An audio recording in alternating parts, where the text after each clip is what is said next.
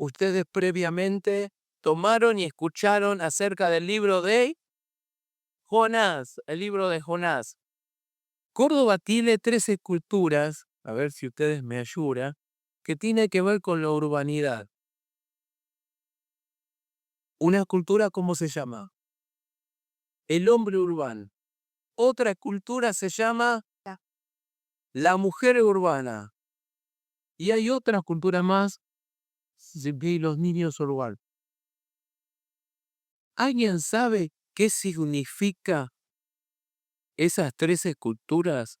¿Qué significado tiene? Yo le pregunté al ChatGPT, pero que hoy, si tenemos una duda, vamos directamente al ChatGPT que te da una respuesta que después hay que chequearlo, porque a veces te miente.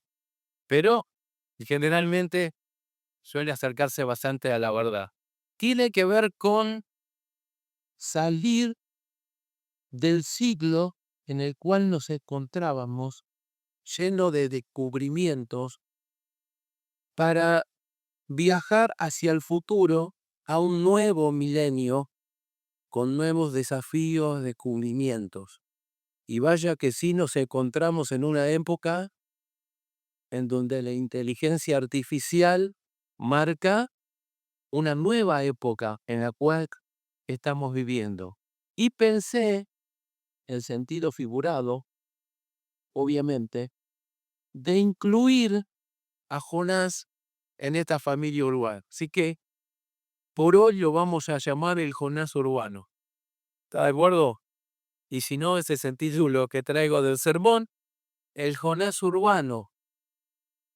El libro de Jonás, que se sitúa en el año 760 antes de Cristo, tiene como género literario una sátira. El libro de Jonás es una sátira. ¿Por qué? Porque se ridiculizan los personajes principales. ¿Qué se ridiculiza? Sus defectos. ¿Con qué propósito? De provocar un cambio en los lectores. En este caso, en todos nosotros. En llevarnos a un punto de quiebre, a una encrucijada que tiene 3 alternativas. La primera es una rotonda, dar vueltas permanentemente en los mismos problemas. O huir como Jonás, tomarse un barco y viajar en sentido contrario. Huir de la voluntad de Dios, de lo que Dios quiere. Obviamente que no nos podemos escapar de la presencia de Dios, pero humanamente a veces creemos que sí. Y Jonás no fue la excepción. Y la otra alternativa es atravesar la crisis, es atravesar el problema. La palabra crisis no es bueno ni malo, significa en chino crecer. Es decir, que si estamos atravesando una crisis y una encrucijada, es una oportunidad de crecer y de creer que el Dios todo es posible, que en Cristo somos más que vencedores por medio de aquel que nos amó. De eso se trata, de un punto de quiebre en tu vida y en mi vida que nos conduzca a Dios y a que Dios derrame su poder sobre su vida. No solo que lo cantemos, no solo que adoremos y reconozcamos el poder de Dios, sino que sea una vivencia personal de cada uno de nosotros. Y el libro de Jonás se asemeja mucho a la canción de María Elena Walsh. Y los adolescentes dirán, ¿quién será María Elena Walsh? Que alguna vez escribió esta canción. El reino del revés. Es decir, los más poetas, el reino del revés. Y Jonás es el reino del revés. Porque los personajes responden de una manera distinta a lo que esperamos que cada uno de ellos haga. Ejemplo, un predicador que no predica. ¿Usted vio alguna vez un predicador que no predique? Ese es Jonás. un grupo de marineros paganos que le oran al verdadero Dios. ¿Entiende esto? Un grupo de marineros que no creen en el verdadero Dios, pero que le oran al verdadero Dios, y ocurre un milagro. Y un rey sanguinario que manda un ayuno a toda la ciudad y tiene una efectividad del 100%, porque hasta los animales terminaron ayunando. Es el reino del revés. Nadie cumple con el rol que le toca.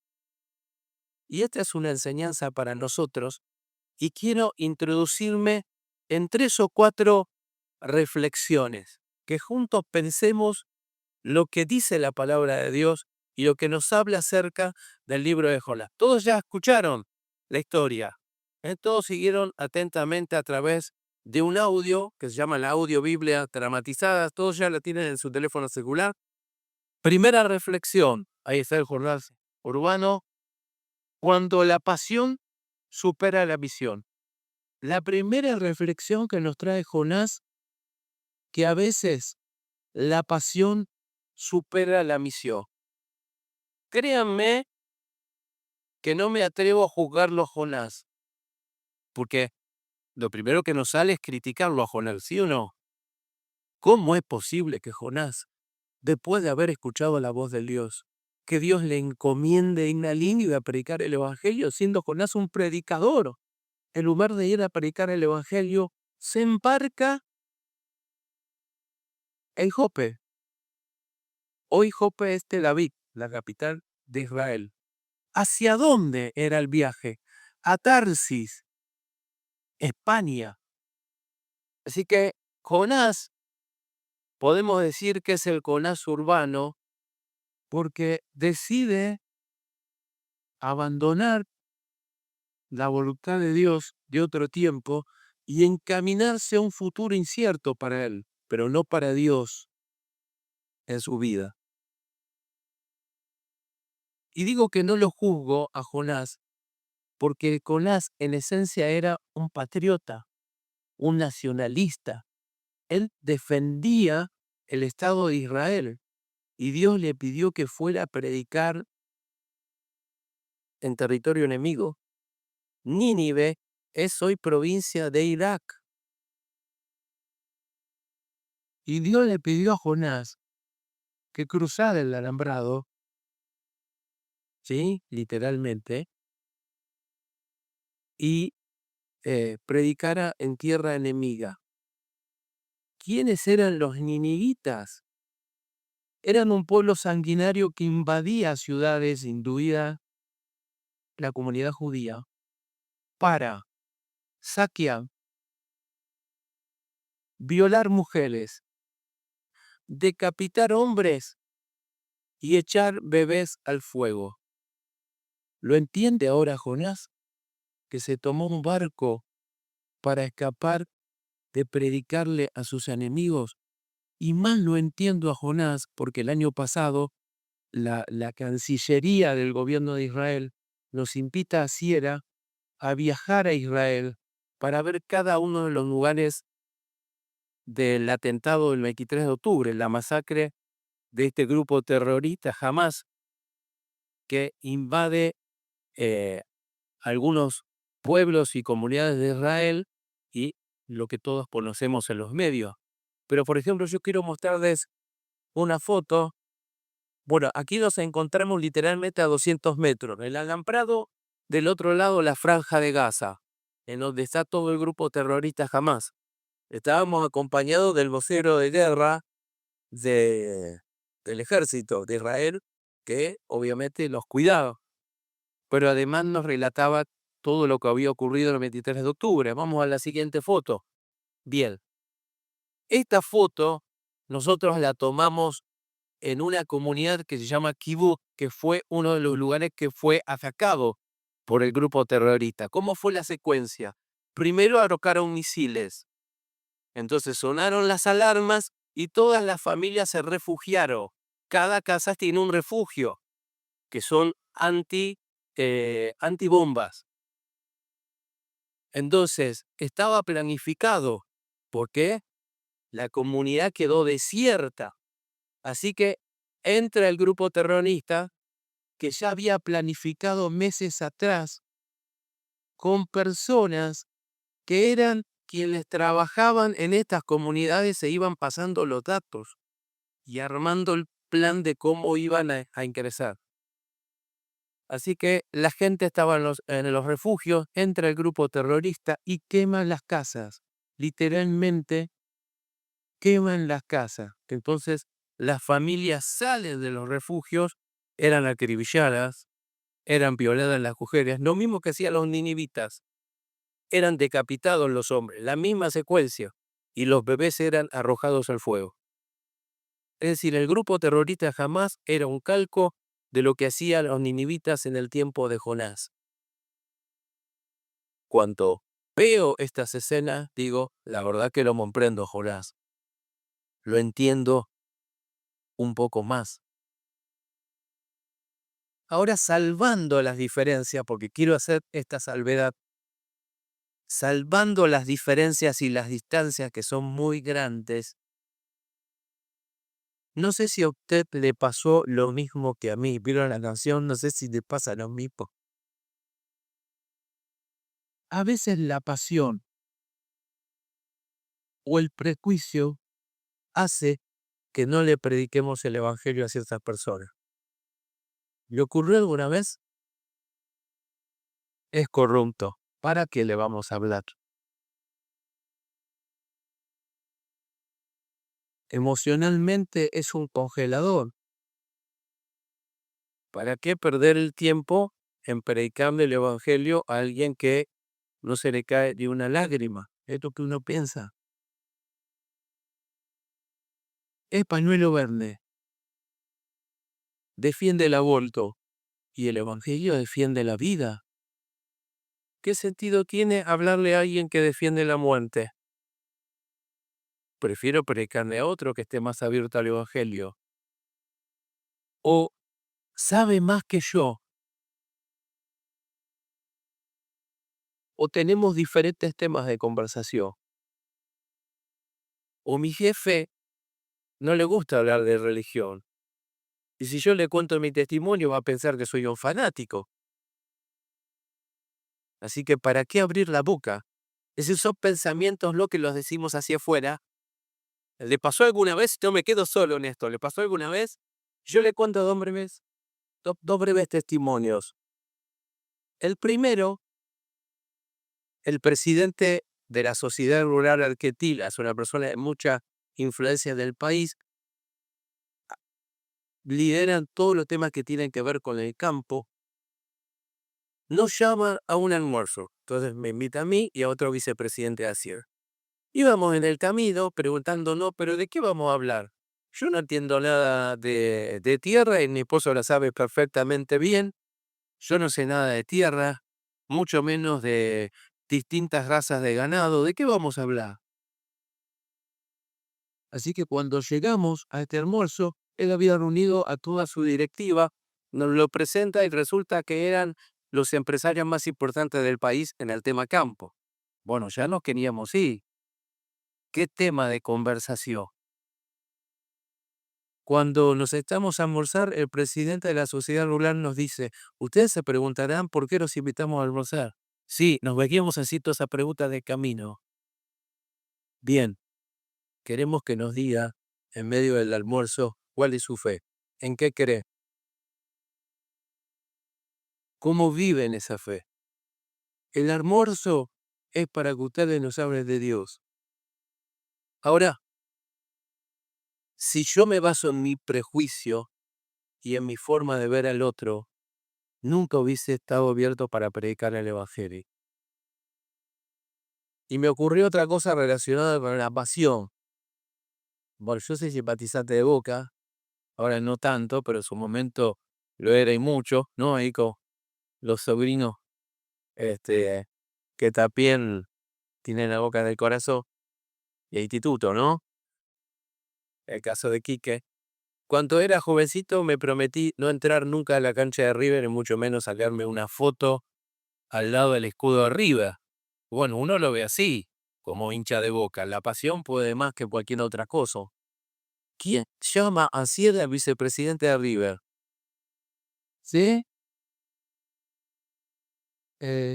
Y me llama un ingeniero al cual le alquilamos el departamento, hincha fanático de River, para decirme que él era parte de la comisión, que nunca me lo habían votado, y que nos invitaba con el vicepresidente, que querían hablar con la Sierra. Digo, yo tengo que aclarar a la cancha de River que no nos saquemos una foto. ¿Cómo implica una foto con el escudo de River? Así que llegamos y nos dice el vicepresidente de River, la razón por la cual lo citamos es que estamos preocupados por la Casa River, 500 chicos que vienen de distintas provincias a probarse, con la incertidumbre de no saber si van a ser exitosos futbolistas, con las familias detrás que los están presionando, porque por una cuestión económica, si no llegan a primera, pierden la gran oportunidad de su vida. Necesitamos que ustedes les den asistencia espiritual. Bueno, dice, pero no se vayan, quiero mostrarles un lugar. Así que nos lleva al vestuario de River. Así que imagínense viendo todas las fotitos de todos los jugadores y yendo al vestuario de River. Al lado del vestuario arman un living. Digo, y este living, no, queremos que nos ayuden también dentro de este living, porque, bueno, si un jugador necesita que un pastor o un rabino, ¿no? Porque ellos lo ven desde el punto de vista interreligioso, necesita una oración que realmente se la puedan dar. Y no solo a ellos, sino a todos los socios del club que también lo quieran. En pocas palabras nos estaba diciendo, les abrimos el club para que prediquen el evangelio. Ahora, si yo me baso en mi pasión, eh, sería difícil verlo con mis propios ojos, ¿no? Y así terminó la historia, ¿no? Debajo del escudo de River, al lado del vicepresidente. ¿Cuál es nuestra pasión que de pronto nos puede distanciar de quienes están muy abiertos a conocer el evangelio? Yo no sé si ustedes sabían esta estadística. Esto fue un estudio que realizó un ateo, bien imparcial, para que tengan una idea. Si hay algo imparcial, es que un ateo investigue acerca de la fe en Argentina, ¿no? Más imparcial que un ateo, un científico muy reconocido, hace una encuesta sobre la fe de los argentinos. Y se lleva la sorpresa, el ateo, que el 85% de los argentinos manifiesta creer en Dios. Dígame si no tenemos un país abierto al evangelio. De ese 85%, el 15,3%, y hoy creemos que es el 20%, manifiestan ser cristianos evangélicos. Somos mucho pueblo para llegar a aquellos que no conocen a Cristo y que están pidiendo a Cristo que le hablemos de Dios.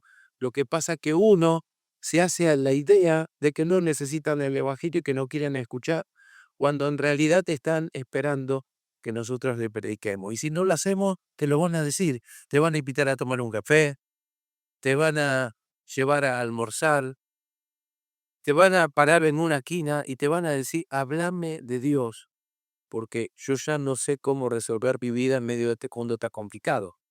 Vamos al segundo punto. Pero antes decirles, si alguien viene hoy por primera vez, sepan que el evangelio es para todos. Dios quiere que todos los hombres se salven y vengan al conocimiento de la verdad.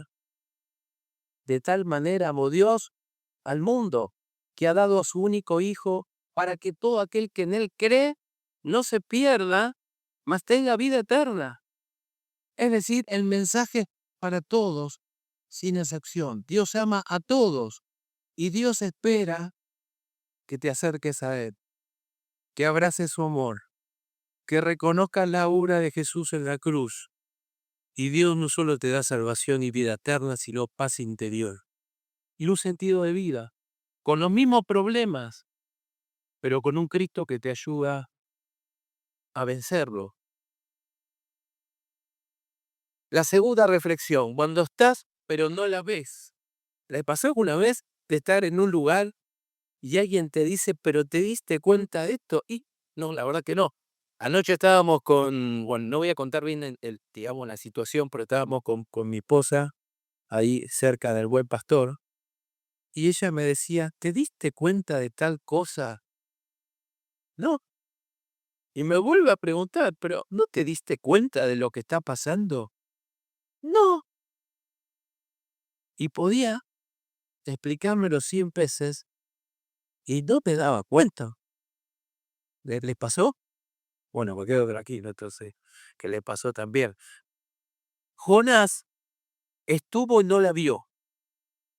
Estuvo en un momento crítico en donde el barco que lo conducía a España estaba a punto de partirse en dos, los marineros luchando para que el barco no se hundiera, ya habían perdido económicamente en viaje porque tuvieron que tirar muchos bienes y mercancías para quitarle peso a la nave y aún así sabía que estaban a punto de perecer. Y Jonás dormía la siesta.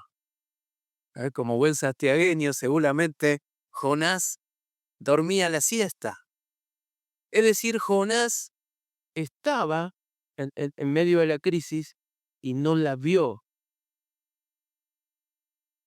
¿Cuántas veces nosotros estamos en medio de la crisis y no la vemos? Ahora, el hecho de que no la vemos no quiere decir que Dios no obre con poder. La diferencia es que nos perdemos la bendición de ser protagonistas. ¿Por qué? Y Jonás tendría que haber orado para que Dios haga un milagro. Sin embargo, los marineros, ¿qué le dijeron? Levántate y clama a tu Dios. Jonás, cambia la cara. Jonás, sos un hombre de fe. Vos tenés que orar. Me pasó en la facultad. Rindo álgebra y yo pensé que me había ido mal. Voy a buscar el parcial y la profesora ya se daba cuenta que mi rostro lo decía todo. Me entrega el parcial y me dice, sonríe, Dios le ama. Me estaba queriendo decir, ¿y dónde está tu fe? Eso fue lo que pasó con Jonás. ¿Y dónde estaba tu fe? Ahora, Dios obró igual, porque si tiene que hacer hablar a una piedra o a una mula para que alguien escuche el Evangelio, lo va a hacer de todas maneras porque Dios cumple su voluntad. Somos nosotros los que nos quedamos afuera. Y le cuento un testimonio muy breve. Cuando asesoraba empresa para una compañía de seguro, me toca visitar una multinacional. El gerente de esa multinacional habíamos estudiado juntos en la facultad, pero hacía años que no lo veía. Y la compañía de seguro me dice, mira Jorge, cuando entres a la empresa y a su despacho, él tiene la costumbre de usar 3 banderitas. Si pone la banderita verde en la puerta, quiere decir que está en un buen día. Si te pone la banderita amarilla, quiere decir que no sabes cómo te va a reaccionar. Y si te encontrás la banderita roja, bueno, está en un mal día, no quiere hablar con nadie. Así que ya me habían adelantado cómo iba a ser la entrevista. Cuando llego, me encuentro con la banderita roja. Y digo, bueno, lo vengo a auditar, obviamente no es un buen día para él. Entro a la oficina, la recibe, se acuerda que habíamos estudiado juntos y me dice, por favor, antes de auditar la empresa necesito contarte algo. Yo me acuerdo que vos eras creyente. ¿Seguís siéndolo? Sí. Bueno, yo necesito confesarte que en este momento estoy con la tarjeta de una funeraria. Tengo que llamarla porque mi suegro en cualquier momento va a morir. Yo estoy mal, mi esposa está mal, mis hijos están mal. Estoy en mi peor día. Y yo le dije, tranquilo, vamos a orar por vos. Yo me voy a acordar de orar por vos. Audité la empresa, me fui, volví a los 2 meses para chequear si había cumplido con los puntos que le había dejado y me había olvidado de que tenía que orar por esta situación. Imagínese, entro al despacho, banderita verde, me abre la puerta y me dice: quiero darte las gracias por haber orado por mi suegro. Está sano, recuperado, estamos todos felices. Yo por dentro me sentía miserable porque no había cumplido con la promesa. Ahora, yo me perdí la bendición, pero Dios va a obrar igual. ¿Qué podemos hacer para no olvidarnos de que Dios quiere usarnos? Oran por aquellos que no conocen a Cristo. Aquellos de tu cercanía que no conocen a Cristo, aquellos con los cuales frecuentás en tu trabajo, en la escuela. Armá un listado y orar cada día por cada uno de ellos y tener compasión. Y Dios va a presentar oportunidades, dice el texto, y se predica la palabra de Dios, mantente preparado, sea o no el tiempo oportuno. Siguiente punto, no es cierto que exista un único púlpito para predicar. ¿Se predica desde este púlpito? Bueno, pues esto no queremos decir que el pastor deje de predicar. Pero no es cierto que exista un único púlpito. En la semana ustedes tienen un púlpito que tiene otra forma. Y Dios espera que prediquemos desde ese púlpito. Ahora, Jonás cuando fue a predicar, porque finalmente Jonás fue a predicar, de que lo de la ballena para el final, pero Jonás finalmente fue a predicar, y Jonás predicó de una manera que si le tomara examen un instituto bíblico, repruebo. ¿Es así? Repruebo. Porque lo único que dijo fue que en 40 días Nínive iba a ser destruida. No hablo del amor de Dios. No hablo del arrepentimiento. Fue como una prédica desgano. ¿Y qué pasó? Se convirtió toda la ciudad. Es decir, no es necesario tener un título de licenciado en teología, aunque es fundamental que se preparen y que conozcan cada vez más la palabra y sigan preparándose. Pero el ciego dijo una sola cosa, que habiendo sido ciego, ahora veo. Dios espera que cuentes tu testimonio de cómo conociste al Señor y Él hace la obra. Pero tienen que ir a sus púlpitos. El asiento de tu taxi, la plaza, el banco de tu escuela, un estudio de radio, etc. Ponele el nombre que quiera, pero Dios quiere usarte desde ese lugar. ¿Podemos decir amén? ¿Darle un amén a esto? Y para finalizar, Jonás termina en un pez grande, ¿sí? Y el punto es necesario que Dios prepare un gran pez para recuperar el propósito de vida. Ese gran pez es tu crisis. Jonás no podía salir de ese gran pez. Entró en desesperación, en incertidumbre.